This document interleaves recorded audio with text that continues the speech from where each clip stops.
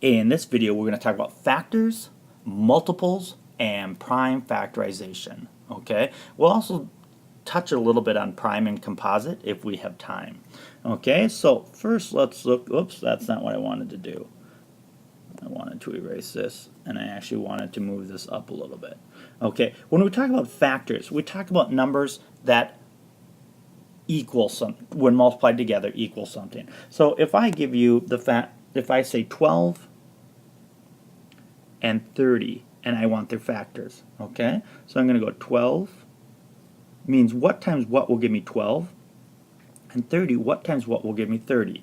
Well, 1 and 12, 2 and 6, and 3 and 4, okay? 1 times 12 is 12, 2 times 6 is 12, 3 times 4 is 12. Now, I can go 4 times 3 is 12, but I already have 4 and 3, so I don't have to worry about rewriting those. Okay? 30, I have 1 and 30, 2 and 15, 4 times doesn't work. Ooh, 5 times, oops, I forgot one, didn't I? I apologize. 3 times 10, and 5 times 6. Okay? Now, generally you'll find out, boys and girls, that if you find numbers that are really close together, like 3 and 4, you can't go like 3.5. Well, you could, but you're not going to get an even factor.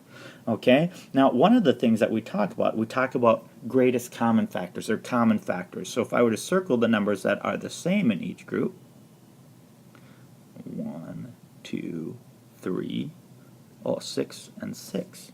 Okay, so 6 would be our greatest common factor, but 1, 2, 3, and 6 are our common factors.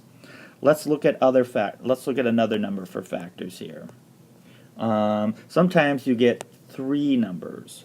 In this case, we have 15, 20, 40. So 15, 20, 40. And let's just look at 15. You got 1, 2, 3, oops, 2 doesn't work because it's an odd number. So 3 times 5, 1 times 15, 20, 1 times 20, 2 times 10, 3 doesn't work, 4 times 5, 40, 1 times 40, 2, oops, I got ahead of myself there, didn't I? 2 times 20, 3 doesn't work, 4 times 10, 5 times 8, 6, 7 don't work. So now let's circle our common ones.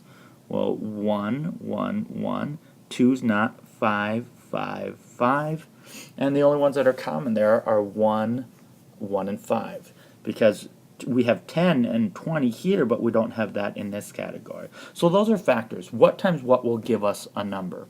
Opposite of factors, well, not opposite, but different than factors, we have multiples.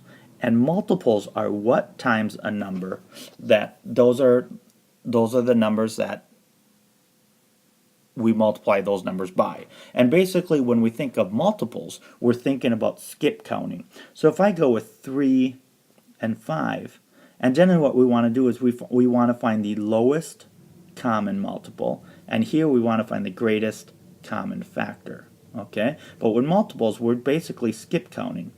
Okay, and we skip count until we find the same number, and generally so 3, 6, 9, 12, 15, 18, 5, 10, 15, and once I find one, I can stop. Okay, now sometimes I should probably do that in blue so it sets out a little bit differently. Okay, sometimes we're given 3 numbers, and 4, 8, 12. And this is going to be a little bit more difficult, trying to find how they all match, where they all match. So we got 4, 8, 12, 16, 20, 24, 28. Let's stop there. 8, 8, 16, 24, 32, 40, 12, 12, 24. Oh, what do we have here? 24, 24, and 24. Okay, so those are common factors, or multiples that they have in common. Okay? All right. Now, each one of these, boys and girls, are what's called, when we look at, I'm sorry, I should probably point here a little bit better here. We should hopefully know the difference between prime and composite. Okay, because when we look at prime and composite, we want to be able to do something called prime factorization. Okay, which I believe in the past you've called factorization fireworks or whatever.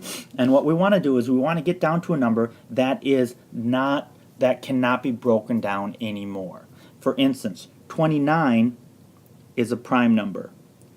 56 is composite, which means prime number only has two factors, okay? One and itself. Composite has more than two factors. Okay, so 56, we can do 7 times 8 is 56. So that means it's composite. Where the only way we're going to get to 29 is 1 times 29. 13 is prime. 99 is composite. Okay? So our goal is to get to, when we do prime factorization, is to get to prime numbers like 3, 5, 7, 11, 2. Okay, we don't worry about 1 because 1 isn't important to us, okay, when it comes to prime factorization, because we could break everything down to 1 times something. Alright, so let's look at a factor firework, or what I grew up calling it, prime factorization.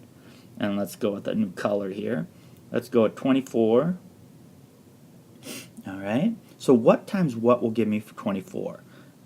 2 times 12. What? 2 is prime, so I can circle it. What times what gives me 12? 2 times 6, prime. 2 times 3, and 3 is prime. So 24 in prime's factorization, we have 1, 2, 3, 2 to the third power times 3. Okay, let's look at another example, 27. What times what gives me 27? Well, 3 times 9, and 3 is prime. 9 we can break down to what times what gives me 9? 3 times 3, and prime. So 27's prime factorization is 3 to the third power. Okay, so that's really horrible. I should probably erase that and make sure that it's up there. Okay, so when we look at factors, okay, if a number has more than 2 factors, it is a composite number. Remember, prime numbers only have 2 factors, 1 and the number.